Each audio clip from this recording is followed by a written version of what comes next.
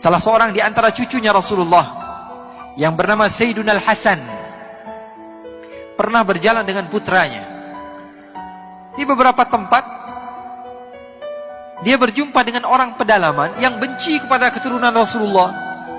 Karena keturunan Rasulullah ini dibenci dari semenjak zaman dahulu, bukan sesuatu yang baru. Sampai Allah katakan dalam Al-Quran, Inna syani'aka huwal abtar. Sesungguhnya orang yang mengatakan kamu tidak memiliki keturunan, wahai Muhammad, dialah yang tidak memiliki keturunan. Padahal ada di dalam Al-Quran.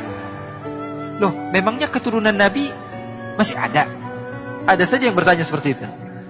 Kalau di dalam Musnad Al-Imam Ahmad bin Hanbal, Nabi Muhammad bercerita bahwa Imam Mahdi nanti di akhir zaman akan diutus oleh Allah Subhanahu wa ta'ala sebagai penyelamat kepada umat. Kata Rasul, dan dia dari keturunan saya. Sekarang pakai akal. Kalau nanti di akhir zaman ada keturunan Nabi, terus nongolnya dari mana kalau sekarang gak ada keturunan Nabi? Fahami teks hadis Rasulullah, kemudian gunakan akal kalian. Kalau Nabi Muhammad mengatakan nanti di akhir zaman ada seorang imam yang bernama Imam Mahdi, dia namanya seperti nama saya, nama ayahnya seperti nama ayah saya, dan dia termasuk daripada keturunan saya. Kalau di dalam hadis dikatakan Imam Mahdi keturunan Nabi, munculnya dari mana kalau sekarang gak ada keturunan Nabi? Apa tiba-tiba muncul begitu lahir? Paham atau tidak?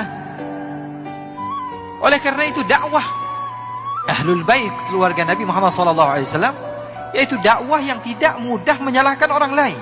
Dakwah dengan salam, dakwah dengan damai, masuk kemanapun tempat, selagi mereka semua beriman kepada Allah, beriman kepada Rasulullah.